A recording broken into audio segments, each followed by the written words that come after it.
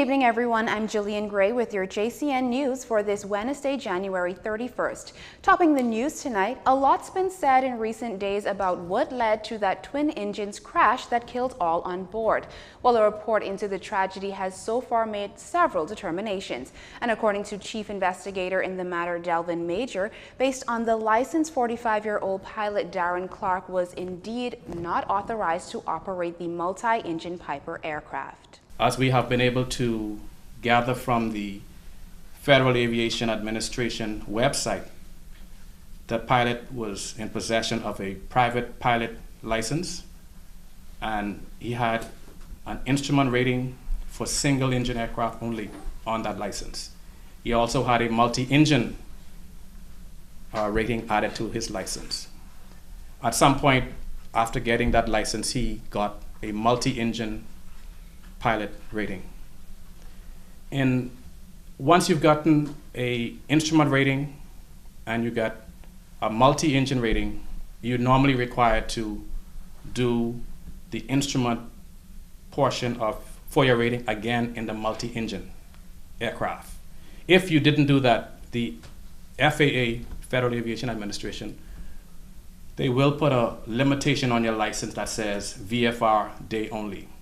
In the case of the pilot, his license had VFR day only on it. Therefore, he should not have been flying in any kind of weather that is below the minimum for VFR.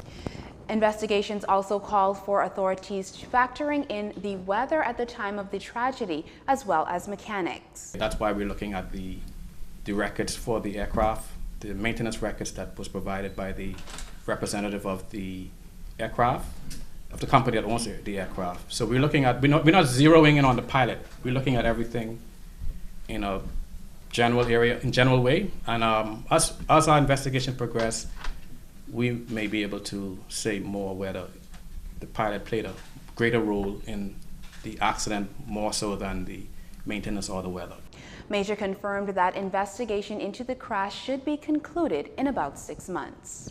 Now, in news from Parliament this evening, a fiery exchange all started when Anglican MP Glenys Hannah Martin sought to clarify statements she made in the House of Assembly last week regarding the termination of 2 female employees of the Airport Authority.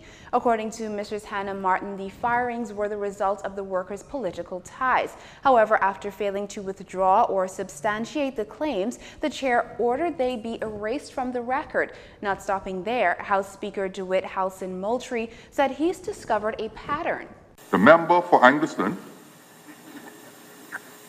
continuously rises on points of order, makes allegations and assertions that a member has made a statement, and on each and every occasion that I've been able to examine to this point, the member, in fact, based on the Hansard record, did not make the statement.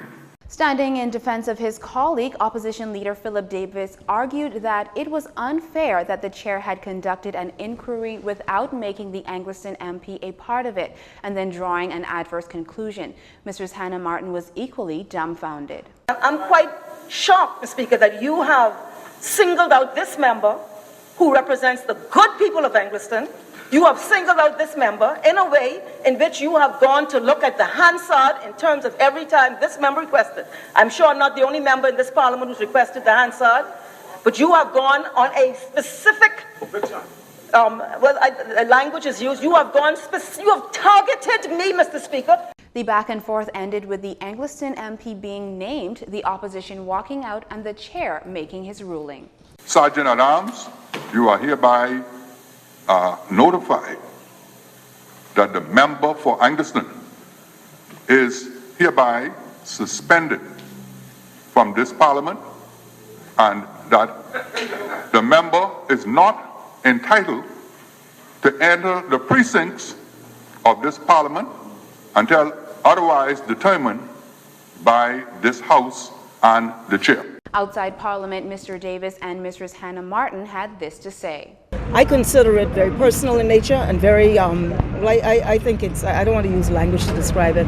I think that it's very unfortunate that the Speaker has taken it to a personal level because the issue was the Hansard speaks for itself. I think he indicated he ain't really trusting his office in the Parliament. I thought he said that. He said it. You know, and so and so he went further and further. But the bottom line is a simple matter. He said the Speaker asserted that I said certain things. I got the Hansard. The record does not support what he said I said, and he's gone now on a completely different journey. I intend to have a word with the Prime Minister about the conduct of the Speaker, and then I will eventually speak to the Speaker himself, because this is totally unacceptable behavior. At the very least, they are the majority. We accept that. We accept that they will have their way, but at the very least, let us have our say. And once we have our say, and they make a determination following that stay, we'll abide by that determination, even if we disagree with it. But we'll be bound to, but at least let us have our say. Don't shut us up, sit us down, and don't permit us. And clearly when you are very wrong. Both Mr. Davis and Exuma and Ragged Island MP Chester Cooper say they will sit out until their parliamentary colleague is allowed to return. Now, after a year and a half of trying to quarterly resolve its issues with the government, Renew Bahamas, the company brought on to manage the New Providence landfill, has taken its dispute to court. Renew Bahamas noting in a release that it's applied to the Supreme Court for relief, including the protection of its fixed and movable assets, which it says the government has improperly and unlawfully restrained. Renew's revelation comes as it seeks to clear the air on recent comments made by Environment Minister Romuald Ferreira. Earlier this week, Mr. Ferreira charged that Renew was to blame for the dump fires, the latest this past weekend. Renew, contracted by the Christie administration in 2004, called it quits in 2016, having invested more than $10 million in the solid waste management industry. However, contrary to what's been put out there, Renew officials say the company did not walk away from its obligations, but rather ceased operations due to a number of unresolved issues. Issues created by the government, which it says not only failed to adhere to significant terms of the agreement, but refused to meet to facilitate a resolution. It has also taken issue with the suggestion that it was failing operationally when the government's own experts from the University of Florida confirmed otherwise. According to Renew, the university's July 2016 report included a statement that Renew has made great progress and has remediated over 50%. However, despite the effort, a lot more support needs to be given by the government. Renew added that it is disappointing that as an investor who brought capital, technology, and knowledge to train Bahamians, it is continuously treated this way, adding that, as with other recent attacks on multinational companies, it can only serve as a warning to potential investors that a lack of maturity exists in dealing with the government after deals are agreed. That aside, Renew says it's still willing to continue on the work it began. However, the government decides that it does not wish the company to continue. Renew expects that its assets be released or paid for, and all outstanding monies due to it paid in full. Some 18 companies have reportedly responded to the request for proposals to manage the landfill. According to the Prime Minister, these documents are being reviewed by the selection committee recommended by the Cabinet, and a short list of potential investors is being prepared. Here's Minister Ferreira with an update on that process. Once the needed resources are provided and the equipment is functioning as planned, it is anticipated that the fire will be fully extinguished by the end of the week. And I have just been advised that the household waste section has been fully extinguished at this point. The Royal Bahamas Police Force and Department of Environmental Health Services team will continue to wet and cover as a part of the strategy to remediate the remaining issues at the site. This will be followed by an announcement of the firm selected to manage, deconstruct, and operate the landfill. While on his feet, the minister also gave an update on Saturday's dump fires that covered about 20% of the southeast corner of the landfill's household section of an active tipping area. Officials say containment was challenging due to limited firefighting resources and unusually high winds. Mobile and stationary firefighting equipment with sufficient fire hoses, adequate mobile and stationary lighting, D8 payloaders, fill trucks, and landfill compactors, adequate cover material, and transportation for staff to properly carry out surveillance. As the government continues to shunt the resources to the landfill, To deal with this vexing problem, my ministry is implementing and focused on continuing and to finish off the long-term strategy to fully resolve this issue at the landfill. However, the government has advised that in order to successfully fight these fires and in a timely manner, DEHS needs certain equipment. The devastating mud fire in Abaco on Sunday that left 170 residents homeless has sparked the need for a new committee.